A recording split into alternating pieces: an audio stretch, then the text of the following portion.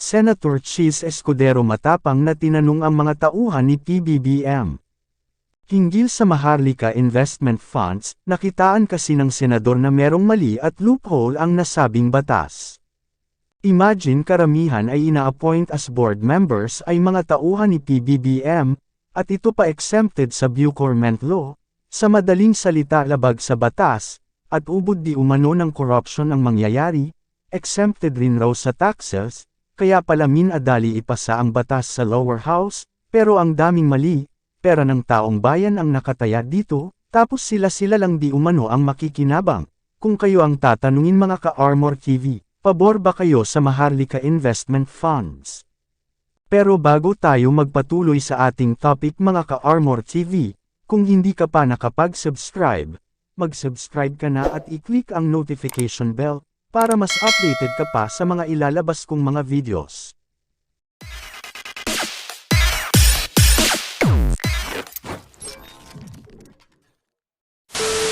Well, simply all coming from one and the same group, all obeying the command and will of the president because they're all coterminous with the president and serve at his pleasure. Why exemption from the procurement law, including purchase of the supplies nyo, exempted sa procurement law? Malito. Hindi tama to. There's no distinction, sir. You sure, ma'am? Exempt from local and national taxes, the National Internal Revenue Code, local government, exempted lahat? What kind of exemption do you enjoy from national and local taxes? Supplies, equipment, papers, documents, biglang tax exempt, exempt sa duties, exempt lahat? Ma'am, magulo yun ha? A gaping loophole insofar as entities. So, if it's at 12% and I presume, magkano yung portfolio nyo, magkano ang ROI nyo sa portfolio nyo for the past year? Ballpark. Our investment portfolio, Senator Escudero, is 1.3 trillion. And our average return on that investment in 2022 was 3.73%. 3.76. And on the part of, ang liit naman, 3.76? Sir. 73. Ilan? 3.76 on the part of DBP? Your Honor, on the part of DBP, it's close to 7%. 7%? Return on equity, sir. Yes. My question, ma'am, is if you ask now DBP, at the very least, that will be their basis. So isn't that like borrowing from them to the tune of the guaranteed supposed rate of return on their investment in other investments? So whether it's at 3.7 or 7%, so as not to be unfair to them, di ba? We should guarantee at the very least roughly those amounts. Kahit habaan pa natin yung period for the last 5 years, last 3 years, and let's average it off. At the very least, can that be placed in the bill? To be fair to them. Yeah. Actually, sir, if they invest it in the GS right now at 5 years tenor, it's about almost 6%. So, yun pa lang Even po, higher. panalo na sila. Ngayon, sa Pagcor, wala naman silang ini-investan, di ba? Puro out yun eh. Yan, pwede kang maglaro siguro ng ROI nila. But insofar as Land Bank and DBP is concerned, we have to give them a respectable rate of return guaranteed based on the, pwede nga, sabi mo nga, pwede sa GS, 6% at the very least. Would that be fair? Yes. Yes po, dahil GS lang, very conservative. Yes, exactly. Next question, ma'am. Mr. Chair, I'll just have 3 points. We will have several hearings anyway. Next question, ma'am. I discussed this earlier. Paano yung composition ng board? Bakit isa lang ang representative ng Land Bank? Kung ang target natin is 100 billion, ano ba yung capitalization na tinitingnan nyo ng Maharlika Investment Fund? How much is the capitalization? Sir, for the seed, so meron pong 75 billion from DBP and Land Bank. Tapos po, right now, if we will just base it on dun sa BSP, yung first 2 years nila, and base if it's the dividend last year of about 17 billion.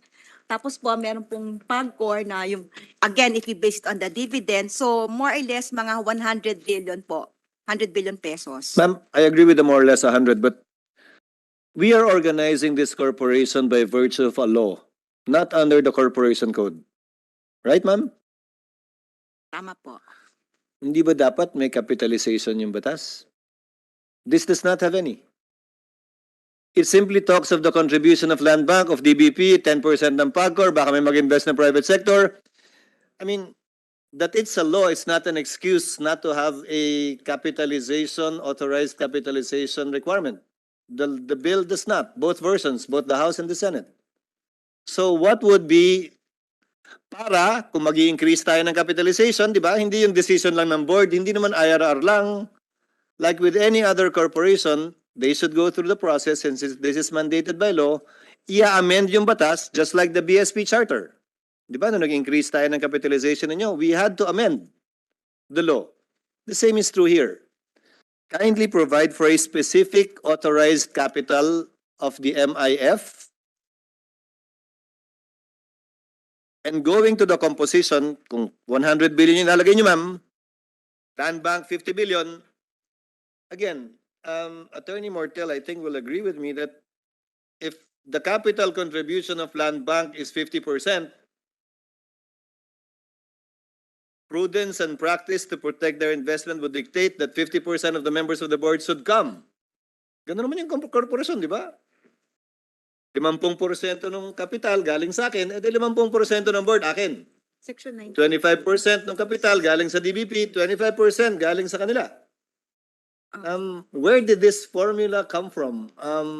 Now, if you want proper corporate governance, hindi ba tama lang na Land Bank should have the proportional representation in the board to their investment so that they can protect their investment? Same is true for DBP, same is true for Pagcor, same is true for private individuals. In fact, you allocated already representation for future private investors na wala pa naman silang binibigay na pera. Why will they have one vote similar to Land Bank who contributed 50 billion? Isn't that, to say the least, unfair? Isn't that going against basic corporate governance and practice? Ma'am, please. Sir, sa Section 19 po, nakalagay, so we have yung 15-member board, yung Secretary of Finance, tapos po yung CEO na MIC, yung president, tapos yung Land Bank and DBP, and there would be 6 regular members representing the contributors to the fund, which are really Land Bank and DBP, in accordance with the proportion of their corresponding investments. So baka... Ma'am, sa 6 lang nag-a-apply yung proportional contribution nila, hindi sa 15? Ganun ba yan? Unang beses ko yata makarinig ng korporasyon na ganyan. Na meron kang cap kung ano, saan mag-a-apply lang investment. Now, let's take your word for it. For example, kung 50% ang Land Bank, 25% ang DBP, to understand saan ang galing yung hindi natin sinunod sa isang korporasyon, yung capital contribution ng investors. And since we do not know yet how much the 10% of Pagcor will be, bibigyan mo pa sila ng share dun sa 6. And then the private sector are given 5. You don't even know. I mean, sige, may independent director, but may academe. Nagbigay ba si academe? Si private sector na pipiliin niyo, kung sino man negosyante siya, nagbigay ba siya? Did he invest? There must be some rhyme and reason behind it, why we're choosing the people to sit there. The Secretary of Finance sits as the chairperson. May contribution ba ang national government? Or counted na yung contribution ng Land Bank that he chairs as, I mean, no, I don't know nga. Is that how you look at it? I don't know.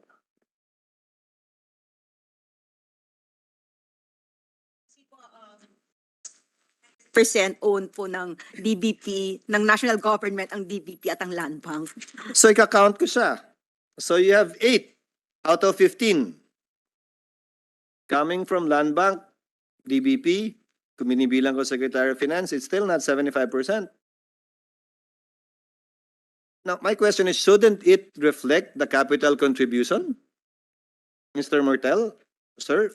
Good morning, Your Honors. I will venture to provide my insights on this. I think the issue is cropping up because of the treatment of the kind of entity created. Here, it would appear, because it is an MIC, it would appear that it is a corporation. And that having so, the question of Senator Escudero perhaps is on the reflection if it is treated as a stock corporation. But if the entity is treated as a government entities with corporate body, then their submission could perhaps be accommodated. But not if the creation is entirely on the treatment of the same being a corporation. That's my submission, Your Honor. My presumption, sir, is that's why we're exempting them in the salary standardization law, the GCG law. We're exempting them from everything. Payment of taxes, procurement law. The intention is for this company to operate as a private entity. That the principles of business would apply to this corporation and should therefore reflect to the corresponding interest and stakeholding of the contributors to the fund. Otherwise, it will be just like BSP. Created by law, kami nagpangalan ng lahat, national government nag-contribute, okay lang. So, may I ask, Ma'am Lea, so is Attorney Mortel correct? Ang tingin nyo rito, hindi ordinaryong korporasyon, we will not treat it as a corporation, and yet you said in the proposed bill, you will treat this as an ordinary corporation wherein the rules of corporate governance would apply. Ma'am? Given that the contributions are coming also from the state-owned enterprises, and eventually there will also be contributions from the national government, as we have cited from the proceeds of privatization, from some of the proceeds of the fiscal regime of the mining sector. So eventually, tama po, magiging GOCC po siya. But we are asking for the exemptions from the GCG, from the salary standardization, from the Government Procurement Act. So it would be running on a commercial basis. So hybrid siya, ma'am? Ma'am, forgive me, ma'am. Ganon din po kasi yung formulation sa corporations like Temasek, even like sa Indonesia. So ganon din po yung structure niya. Yes, ma'am. But there are distinctions between Temasek and INA in relation to what we are proposing here. So just to clarify, so you're seeking to create a hybrid corporation that has all the benefits of a government entity, exemptions sa salary standardization, exemptions sa procurement law, exemptions sa payment of taxes, both national and local, which will wreak havoc, by the way, because when they invest in stocks and buy and sell stocks, ang hirap i-track nun, ha? But anyway, we will go there at another time. But, and when you buy and sell properties too, government bonds, etc., etc. But anyway, my point is, getting all of those benefits and yet not being treated as a business entity that can function as if it were a private venture. Mr. Chair, with the indulgence of Senator Escudero. Is it with the, if it's okay with Senator, yes, Okay, please Sen. proceed. Yes. Salamat, Mr. Chair. Salamat, Sen. Escudero. Quick interjection lang po. Nabanggit na naman yung INA. In the case of INA, ang board po nila 5 individual lamang.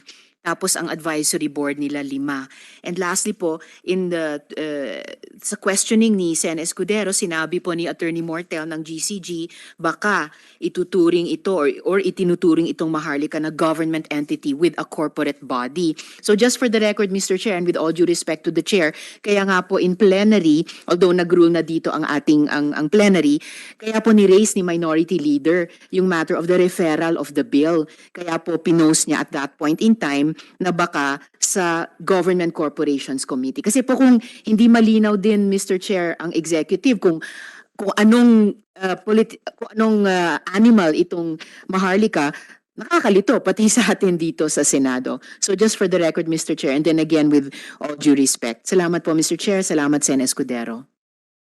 Thank you. Please proceed, Senator. Thank you, Mr. Chairman. Give me a couple of minutes, Mr. Chairman. Now, let's talk about the exemption sa GCG. May I ask why? Essentially, the GCG reviews whoever you will appoint in the board. Yes, Your Now you created an advisory body to make the corresponding recommendations sans the GCG. May I ask why? How will the operation of MIF be hindered if the appointments to the board go through GCG? The usual course, if it is indeed a GOCC.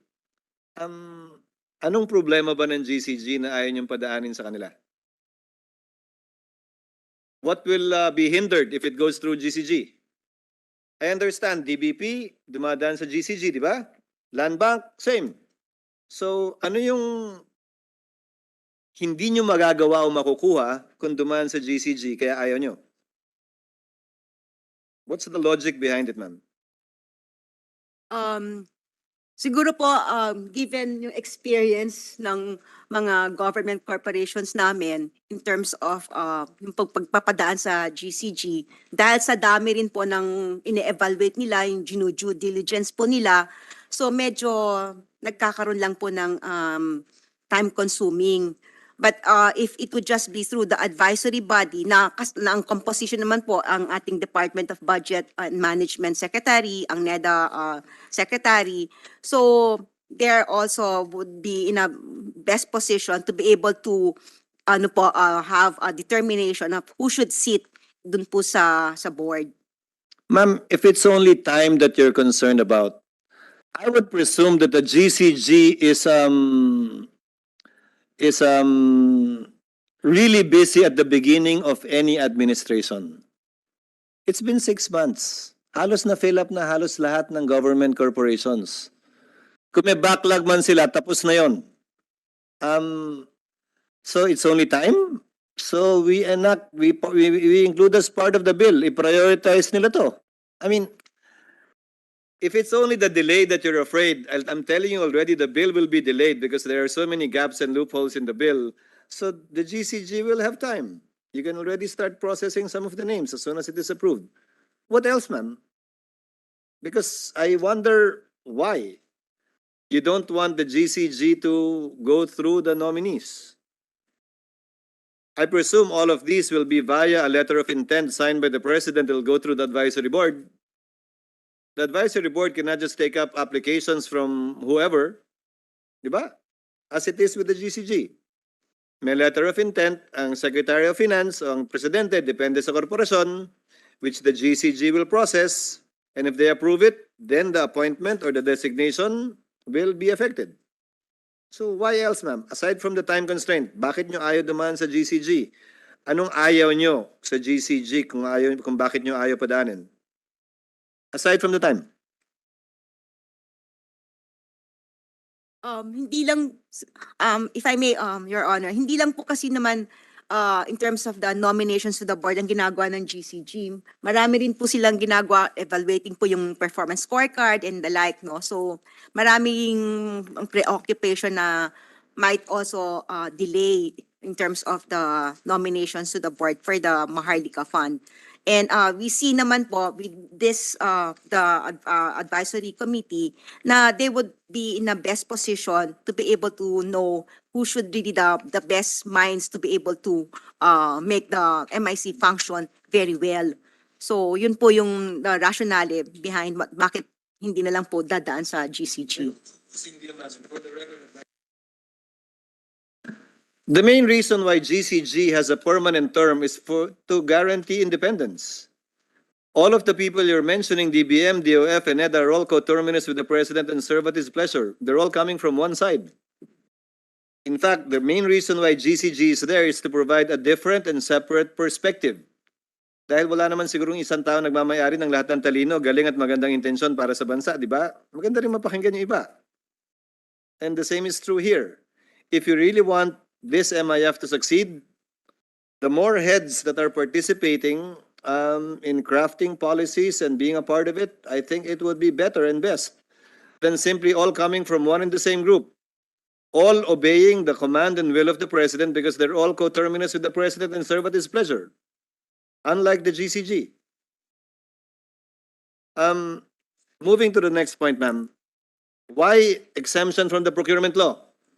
Including purchase of, ano bang papers yung sinasabi niyo exemption? Pati supplies niyo, exempted sa procurement law? Papel, stapler, ribbon, computer? I think ang sinasabi po sa procurement law are technical services. Yung pong pag-e-evaluate, like if they're going to get po yung fund managers, so that would be exempted from the Government Procurement Act. It did not specify here. It simply gave a blanket exemption sa procurement law. Again, I'm talking about purchase of supplies, not only fund managers. I'm talking about purchase of vehicles. I'm talking about rental or purchase of a building or rental of a building or office space. I'm talking of almost everything and anything. Would you change it later on, ma'am, to specify? Siguro po, there would have to be some clarity. Pero po sa Section 32, nakalagay po doon yung engagement of professional or technical services needed in the selection of investments as authorized in this act, such as fund management, investment, etc. po. I agree, ma'am. Pero hindi nga ini-specify kung anong kasama. Exempted lang. So yun lang ba ang intention nyo? So we will specify that. I Ngayon lang. understand po, maybe from the Government Procurement Act. GPB. Yes, ma'am. GPPB? Yes, sir. Good morning po, Mr. Chair, as well as the honorable members of this committee. I'm Maria Ginesha Guillermo. Ma'am, sit there, ma'am. Thank you. Para hindi kayo naka... Sorry. Kawawa naman. Hindi naman niya pumili ng trabaho. Yes, ma'am. So what's the intention here? Saan lang exempted ang MIF? Thank you very much, sir, for that question. Actually, it is not, the RA 9184 is still applicable as a general rule for any procurement activity of the MIC. We only have provided an exemption, particularly in the engagement of technical and research services. The reason why is because we wanted them to just give them the opportunity to really be able to forge their agreement, contractual arrangement with the service provider. But however, we have made a specific requirement wherein it should be that the board should come up with the approved guidelines in the selection process for this fund or research technical services, sir. Ma'am, under pa rin ang COA to, di ba? Yes po. So ano magiging basis ng COA to say, mali to, hindi tama to? Of course, sir, we would look into it as part of the requirement pa rin po when they would specify po yung specific na criteria when they would be engaging with the research or the technical services provider po. Ma'am, in this changing world, there are already consultants that subscription na lang naman yun eh. Subscribe ka sa mga, di ba, sa report ng kung sino, Bloomberg, kung sino man, di ba? Okay lang naman yun eh. Hindi naman issue yun eh, di ba? Yes, sir. Now, other procurement activities of the MIF, subject to the procurement law? Yes, sir. So when they buy a piece of property, Then it is still procurement law, sir. As long as we have qualified there, sir, that it is only exempted insofar as the engagement of technical or research research service providers po. I presume pagbili nila ng bonds, ng certificates of indebtedness, securities, wala lahat yon, di ba? Wala naman procurement law yun eh. There is still a procurement law, sir, because in general we have. Paano ma'am? Let's say bumabay isang share of stock, gusto nilang bumili. Bukas, paano procurement law yun? There's as far as we are What's the concerned, process, ma'am? as far as when it comes to all procurement transactions of the MIC, sir, it is still imperative that RA 9184 would be applied. So what does RA 9184 say with respect to the purchase of shares of stock?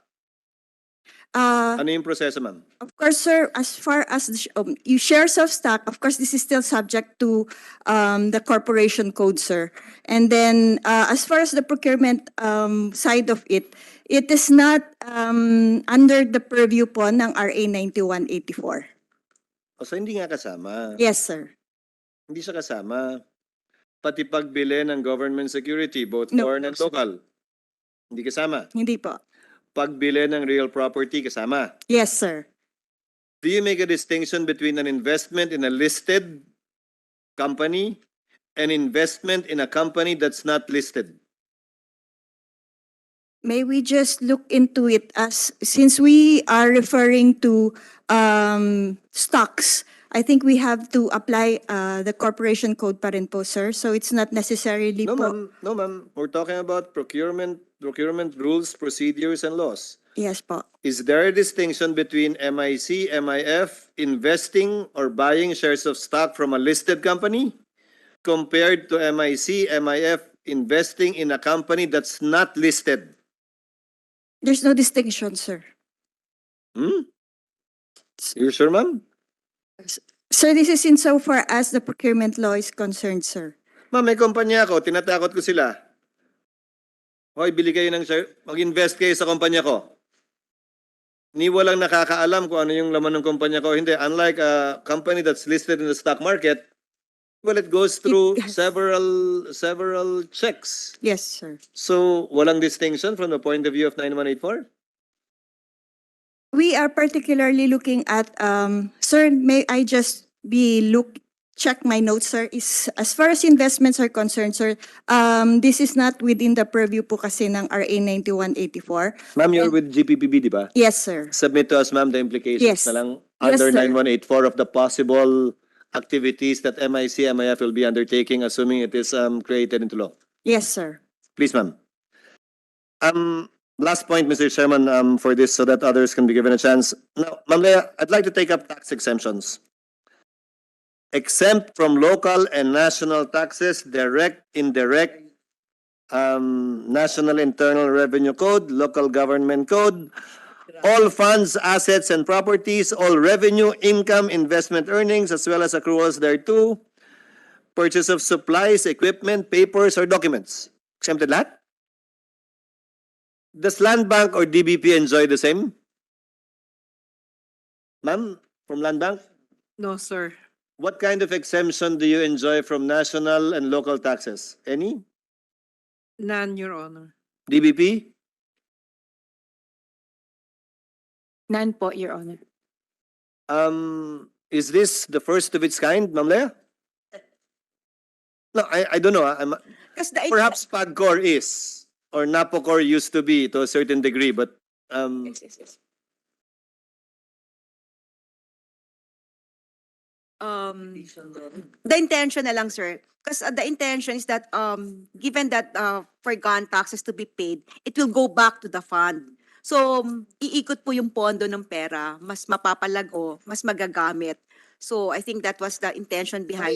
I agree, ma'am, but you've been the National Treasurer for quite some time. You've seen the policy of previous Secretaries of Finance, regardless of administration. It's easier to have a uniform rule applicable to all than to create exemptions because it will wreak havoc on the system. You yourself said, it will go to government anyway. Diba? Doc stamps, babayaran. Final tax sa sale ng on income, sale ng shares of stock, gobyerno pa rin pupunta. Capital gains tax, documentary stamp tax, transfer tax, gobyerno naman lahat pupunta yan. So, why wreak havoc by exempting this entity? And again, I think this is the first time that, to my knowledge, na merong entity ganito ka lawak yung exemption na binibigay natin, when in fact, it will just simply go from one pocket to another of government. So if you want to preserve the fund, then we can put here, and then all taxes paid shall be reverted back to the company by way of additional investment of the national government. But let them pay the taxes in the ordinary course. Di ba ma'am, masimple yan?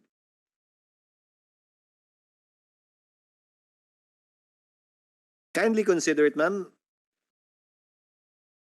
Because you will have encountered several problems. Purchase of supplies, equipment, papers, documents.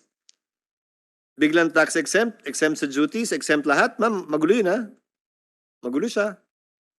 And it will be a gaping loophole insofar as entities selling to the MIF, MIC is concerned because they will claim it's sold to them even if it is not and claim the exemption. Not MIC, MIF, the entity selling. Kindly consider that too, ma'am. Mr. Chair, I will yield to our other colleagues.